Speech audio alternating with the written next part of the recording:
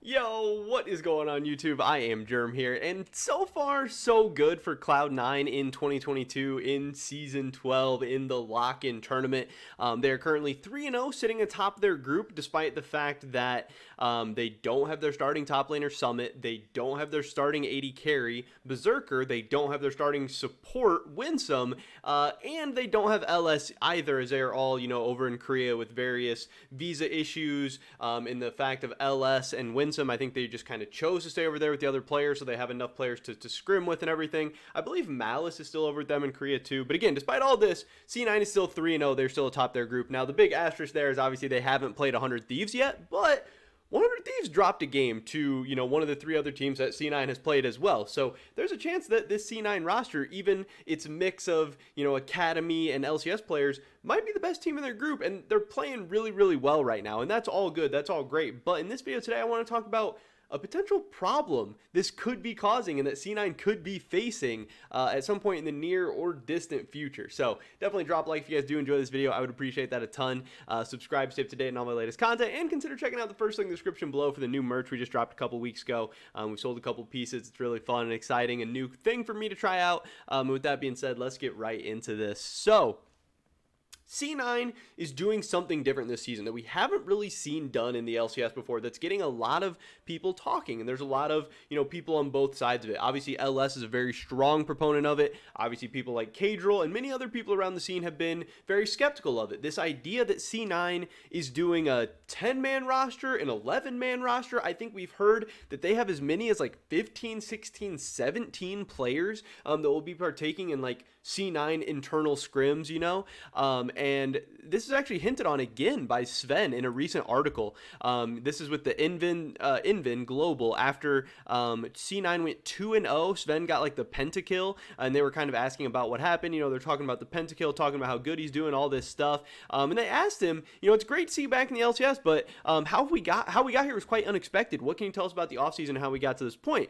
And he said, I can't talk too much about how we got here, but the idea is sort of to have a 10-man roster. Obviously, there'll be 5 starting players initially, which would not be me in this case, but we will have in-house scrims once everyone arrives, including our coach. LS is going to be playing in these scrims too, which I still think is, kind of interesting, maybe weird, maybe bad, maybe good, I don't know. The idea is to have the best players play regardless of nationality or role. He says, I believe in this project. It's something I think could be good for the team and for the region, which, again, I tend to agree with. I've talked about this in videos before. I really love what C9 is doing. I think it's an awesome idea. I think players battling for their positions throughout the whole season is great. I think having a great internal practice environment to be able to run like controlled drills, controlled lanes where you're picking matchups, picking game states, picking all these different things. Also having really, really good players to level up each other and all these things, but also to be able to hide picks, hide strategies, all this stuff. I think it's great for so many different reasons.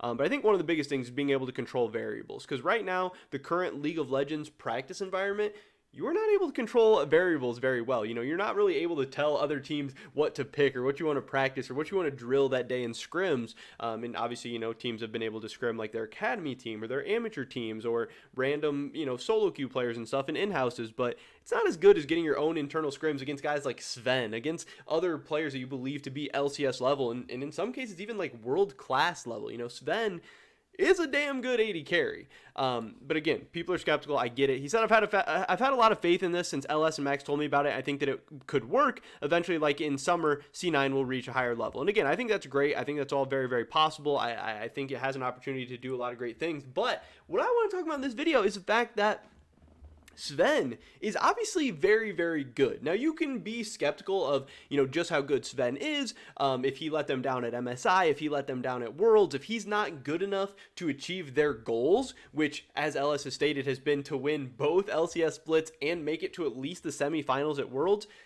Sven's good. He can win some titles. He can get out of groups at Worlds, but they got 3-0'd last year. They didn't really do that good at MSI. Is Sven good enough to take them to that next level? I don't know. But, Sven's made it to semifinals at Worlds before. He's, at certain points in his career, been one of the best AD carries in the world. And Sven's going to be starting out on the bench. He's going to be their Academy AD carry. Yeah, he's not actually their Academy AD carry, but if and when he gets his green card, he will be the starting Academy AD carry. And that's going to be an interesting position because he is a very, very good player. Even if you don't think he's great, he's going to be putting pressure on Berserker. Now, Berserker is being hyped up as potentially the best AD carry in the LCS. If this guy comes in and lives up to expectations, the expectations that he is every bit as good as Gumayusi, every bit as good as Teddy over on T1, then yeah, this guy's going to be the best AD carry in the LCS. But is the Cloud9 coaching staff going to be able to unlock that? Is this C9 scrim environment going to be able to unlock that? Is the LCS and North American solo queue going to be able to unlock that? Is he going to be comfortable in this C9 environment? Is he going to be comfortable in Los Angeles? Is he going to be comfortable with Winsome or Isles or whatever support he plays with the team he plays with? There's a million different variables going on here that could stop Berserker from being great, as good as advertised, or even as good as Sven. So Sven coming into the lock-in tournament and proving once again that he is still a very, very good player, very, very capable player. Got a pentakill on Ziggs in one of the games. Now again, you can say Cloud9 has not played against very good competition, and I would not argue with you there. But the fact that Cloud9 is still winning these games very convincingly, very dominantly, and Sven is looking great in them, again, is that's not nothing. Because again, 100 Thieves, this other team that people have hyped up all preseason, they said they're going to walk over lock-in, they're going to be dominant, whatever. They've already dropped a game. FBI, he's great. He didn't have a great game in the game the 100 Thieves lost.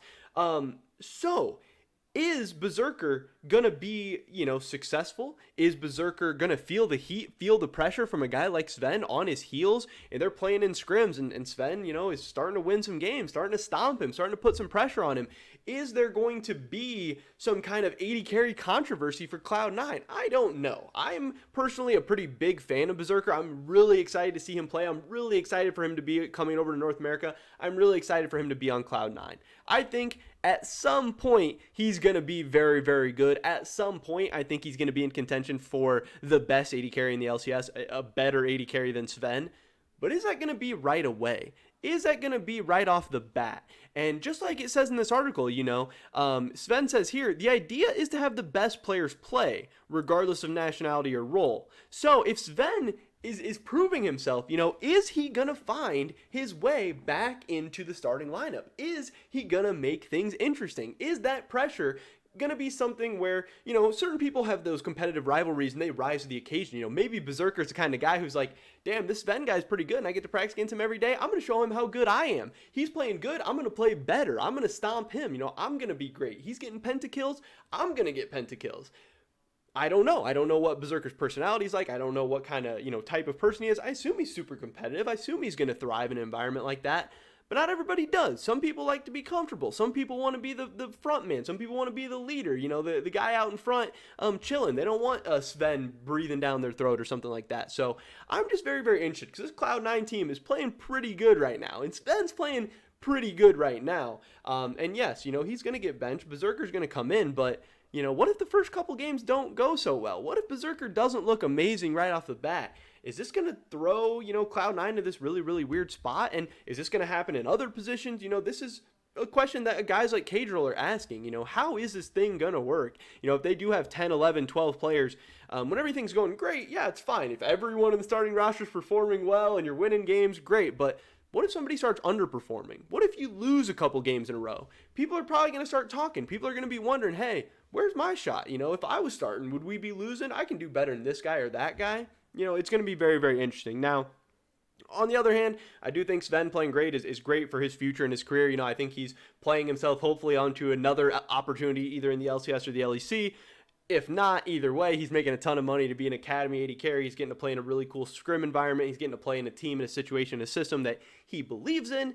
And it seems like, overall, he's happy and just trying to make Cloud9 the best team, roster, organization, whatever it can be. It seems like he's being a really, really awesome part of this whole situation. But again, LS and all the players involved are saying, hey, the best players are going to play. And again, I expect Berserker to be better than Sven, but I'm just kind of wondering, what if?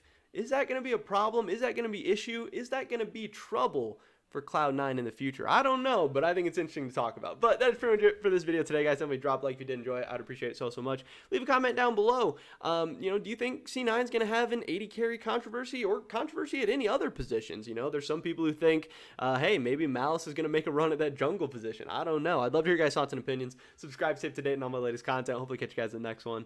But until then, peace.